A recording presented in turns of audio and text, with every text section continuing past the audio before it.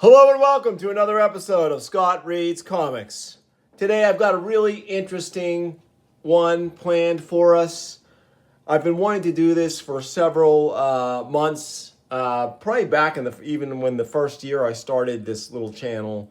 There's a scene from the early history of Marvel Comics that has stuck with me since I've been a little kid. And I'm not sure where I first encountered the scene. It would have had to have been in a reprint because I wasn't born when Avengers #4 came out. And the scene I'm talking about is when Captain America returns to the Marvel Universe. And it's a specific set of circumstances where it happens. But there's one particular scene that really, as a kid and ever since, I've been fascinated with. And I love seeing it reprinted and done by different artists and writers, seeing their unique take on it, seeing it from different angles. It's that amazing scene when the Avengers are in their mini sub and Captain America, thawing out from being frozen in a block of ice for a generation, is hurled into the ocean. And as that block of ice melts, his figure becomes less and less indistinct until you can see that it's a man floating in the depths, still sort of out of it, still in suspended animation. And Giant Man reaches his huge arm out of the Avengers sub and grabs Captain America's leg and draws him into the sub's airlock. And Captain America, with that act of pure happenstance, pure serendipity, is brought back into the quote-unquote modern Marvel Universe. And so I've collected today probably a half dozen, maybe 7 different instances of that scene by different artists, different writers. And I thought it would be fun to just go through them a little bit and go over them. And we'll start with the OG, this 1969 reprint I have of Avengers #4. Captain America joins the Avengers. So I'll read up to the point where Captain America is drawn from the ocean in this story by Giant Man, and then maybe a little further, we'll see how it goes. And then I'm going to grab these other issues where that particular scene is recounted and share them. And what I'm curious, folks, is if I know this scene has been reprinted far more times than I've gathered here in my little piddly little collection. So if in the comments you could fill in some other issues that I can track down that also have this scene in it, I'd love to get a hold of them because I don't know, it just resonates with me for reasons I can't really adequately put to voice. But anyway, here we go. A tale destined to become a magnificent milestone in the Marvel Age of Comics, bringing you the great superhero which your wonderful avalanche of fan mail demanded.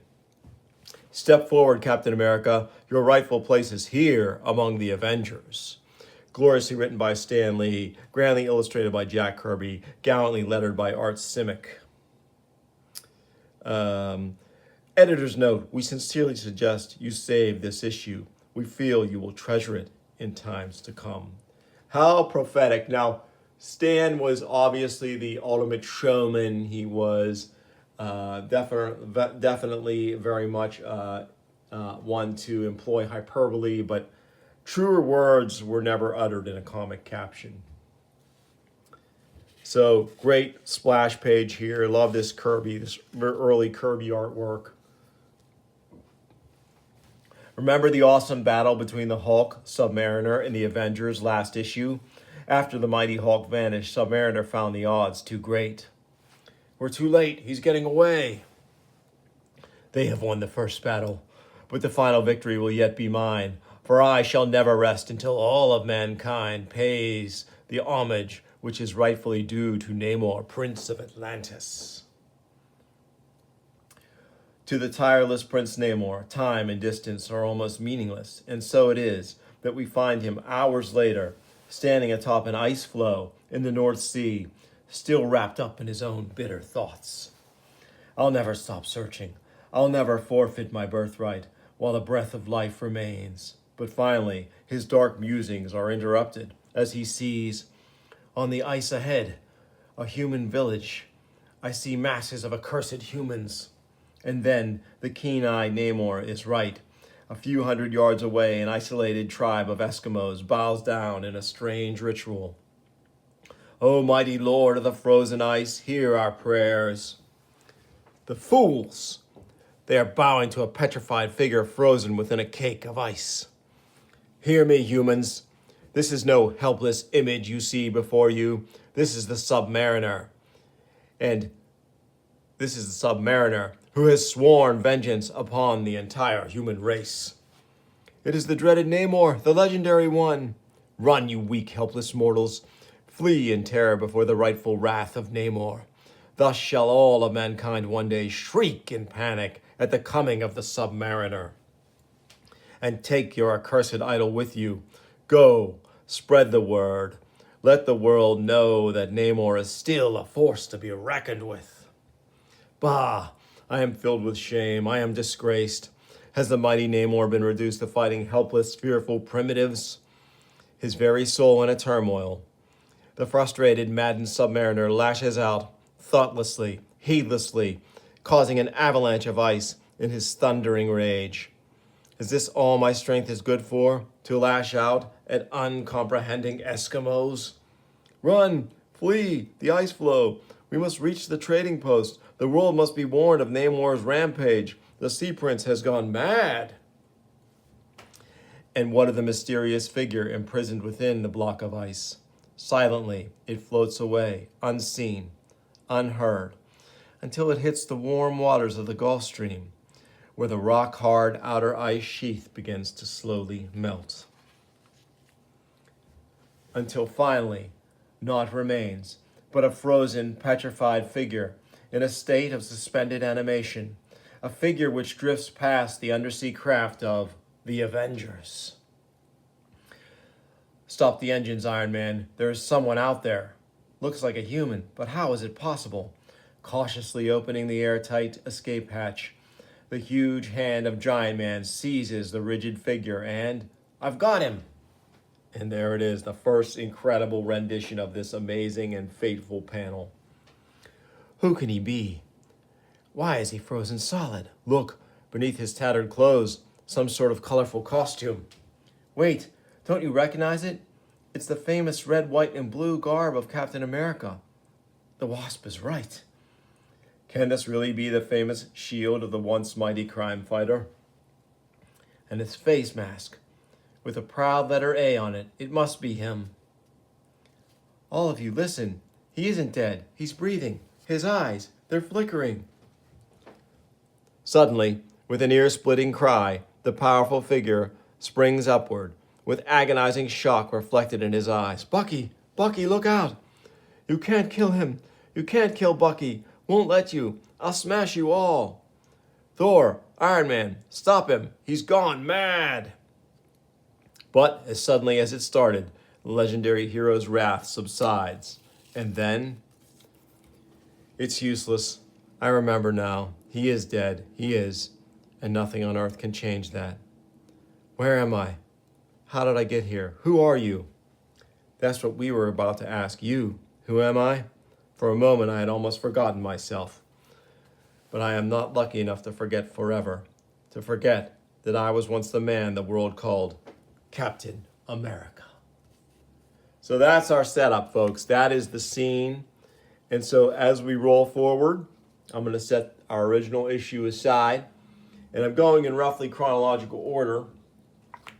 We have here Marvel Super Action #1, which is I've covered on the show before, I believe. And originally presented in Captain America 100, which used to be Tales to Astonish, I believe, yeah. Or Tales of Suspense, I forget. But with issue 100, the numbering change, or the title changed to Captain America. So here we have Kirby's reinterpretation of the scene a few years later, which is pretty great. And we can see here, the dialogue is pretty much the same. And here we have it. the panel is much expanded, and we have a cool angle here. And so, but the dialogue has changed. Stop all engines, we've sighted something.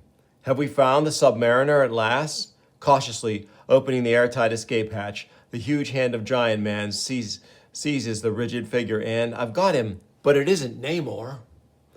So let me just quickly check here, because it's not quite the same. Yeah, he just says, I've got him in the original. So very cool. And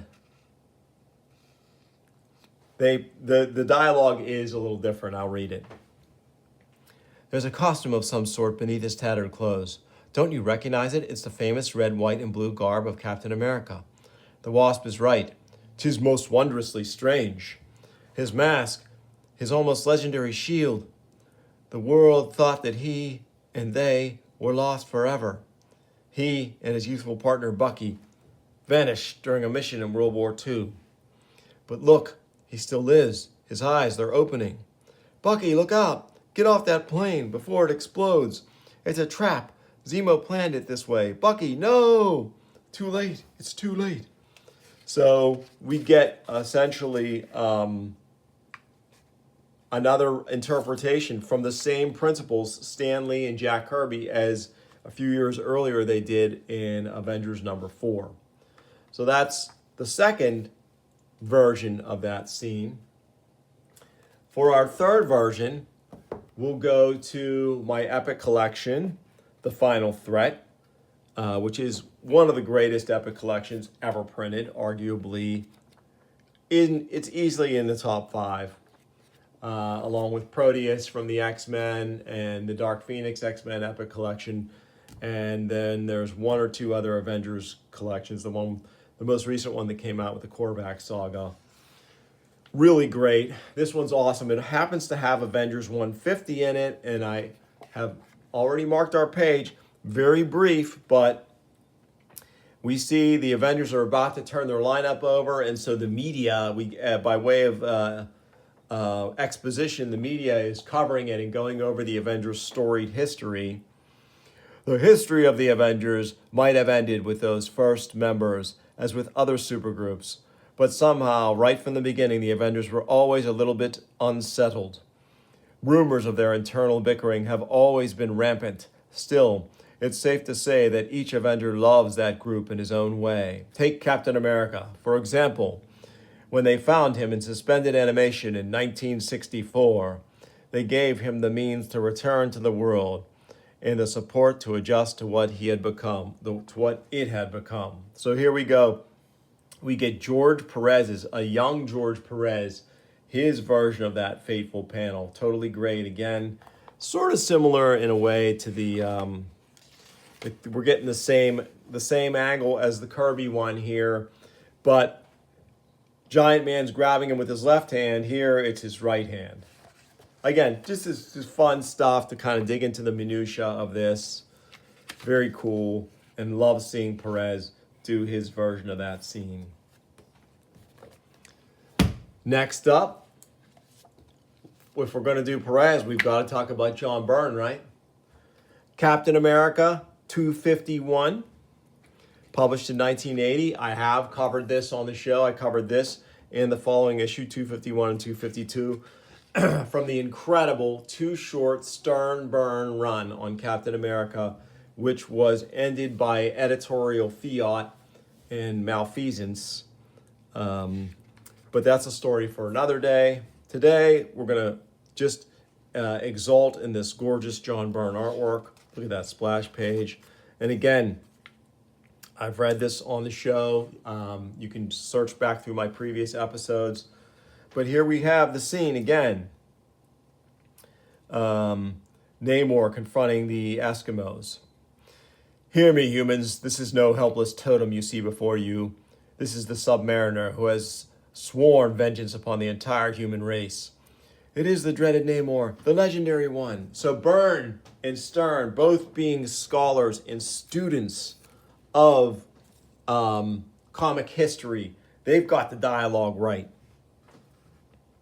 Take your accursed idol with you. Go, spread the word. Let the world know that Namor is still a force to be reckoned with. Again, very accurate down to the letter. I guess it was just luck. This is Cap musing now. I guess it was just luck that I floated into the warm waters of the Gulf Stream, where my icy prison slowly melted away, and I drifted past an undersea craft manned by the Avengers. I've got him! So Giant Man grabs him with his right hand again here. A great version of the burn, great burn version of this now famous scene. Who can he be? Why is he frozen solid? Look, Giant Man, beneath his tattered clothes, he wears some sort of colorful costume. Wait, don't you recognize it? It is the famous red, white, and blue garb of Captain America. The Wasp is right. Look at this, Thor. His face mask with the proud letter A on it. It must be him. So, again, we get a great Byrne rendition. And not 4 issues later, this is the end of the Stern Byrne run, the sad last issue, in which Cap, we basically get a reimagining of Cap's whole origin. And this is definitely worth coverage on the show in and of itself. Look at this incredible sequence here of Cap's transformation when he takes Professor Sturdy's serum. Totally great. Everything is spinning around. I feel like I'm blacking out, but I must hang on. It's working. Don't give up, son. Hold on. This is the moment of crisis. You must survive it. I can feel power surging through me. My body's getting larger, stronger. It's as if millions of cells were forming at incredible speed. In a matter of minutes, I've actually become a new man. Gorgeous Byrne artwork here. All right, but we're going to flip forward to the main event, which is this incredible 2-page spread here toward the end of the issue. And we see again our scene played out at yet another angle. And again, it's the right hand of Giant Man reaching out and grabbing Cap. This time a little more frozen than previous panels that depicted this scene. And finally, Cap's body was found by a new super team, which had come into being, a team called the Avengers. So really great. I love seeing Byrne draw Giant Man. It's so cool. This early Avengers team drawn by him is just magic. Really great. So that was 2 doses of John Byrne in a very short period of time. Then we have another of my favorites, which Avengers 262. So here we're going to get John Buscema, Tom Palmer, and a little bit of continuity from our previous 2. Roger Stern is the writer on this incredibly long and epic run of Avengers. Buscema breakdowns, Palmer finishes. Not going to get into the whole story. There is a fantastic fight between Hercules and the Submariner as the Submariner begins his brief membership in the Avengers. Oh yeah, and we get those evil scientists of the Enclave. They're going to be playing a role in upcoming issues. This is after the destruction of Avengers Mansion, so the Avengers are looking for a new home. The Under Siege storyline. Here's Namor showing up. They're going to Hydra Base to check it out as a possible site of their new base, and in fact they do pick Hydra Base, and Namor is staying there. He is not the Namor of the past. He is much less hot-headed. But of course, Hercules notices that he is kind of down in the dumps about his current situation, so he decides to give him the gift, and they have an incredible slobber knocker of a superhero fight, which is really amazing. Really great seeing. And again, no different from his Conan comics, John Buscema employs the most amazing and solid layouts for the storytelling here, including his patented open panel to sort of break up the action. And it's just incredible. Kroom. So they get broken up by Captain Marvel, and then Captain America comes along to further reinforce that they shouldn't be brawling like this. And eventually Namor laughs it off. But he's still feeling down. So Cap takes him aside, and he confides in him the thing that all these years he didn't know. You mean, like that time years back when you broke up an Eskimo worship service? I vaguely recall doing something like that. How did you know? One of the Eskimos told the story to personnel at a U.S. weather station. I got all the details a few months later. That's how I know you hurled their ice-covered totem out to sea. But the story doesn't stop there. You see, the object in that block of ice was a man who'd accidentally been thrown into a state of suspended animation. As the totem drifted into the warm waters of the Gulf Stream, its icy sheath slowly melted. The body was found and recovered by a special submersible craft manned by the Avengers just minutes before I revived. So incredible scene here. And we're getting another angle for the panel. And this time, Giant Man is reaching out with his left hand, and Buscema takes a bit of artistic license, gives him some kind of wristband here or manacle or something that he wouldn't have really had in that costume. So again, very interesting. You mean you're responsible for my being here? I owe you for that. Now, will you let me put your name in nomination for Avengers membership? Cap, I would be honored. So incredible, moving. I was in my, when did this issue come out? Yeah, 85. So, I mean, as a 15-year-old, I was just blown away by this, by the way they just closed the circle. And Cap finally told Namor that Namor had done this amazing thing for him. Though inadvertent, still amazing. Which is interesting because my final issue on this topic is the Saga of the Submariner number 8, part of a 12-issue miniseries published in 1989 by Marvel Comics, and featuring some really nice work by Roy and Dan Thomas, his writers, Rich Buckler, penciler, and Mike Gustovich, an artist I don't talk about much on the channel, but I really should. Mike Gustovich of Justice Machine fame, of celebrated talent, a really great inker, and a solid penciler in his own right, and someone who deserves more time and more attention on the channel. Really great colors by Bob Sharon too. So this whole series recounts the storied career of Namor the Submariner. And man, these Rich Buckler pencils are just so nice. And Gustovich compliments him very well. It's a very classic Marvel style, but with some flourishes you don't see that often. Namor has the very squared off, almost eraser head here, sort of celebrating the look of the Golden Age, as he was a Golden Age character along with the Human Torch, the original Human Torch. Here is his ill-fated fight, then partnership with the Hulk. Really great Hulk from Rich Buckler too. And love seeing this rendition of the original Avengers. Very cool. So again, as recounted in our first issue, Avengers number 4, that we covered on this episode, Namor's overwhelmed. He can't fight the Avengers without the Hulk, so he flees. And here they fill in a bit of story that was left out. They depict Namor's meeting with the crazy alien, who I didn't really read through all of Avengers number 4, but the Avengers get turned to stone by this crazy alien and his ray gun. And so Namor strikes up a deal with them, with the alien, to use his device on the Avengers in exchange for helping to free his ship from the sea. But again, here we are. Now we're back into previous continuity.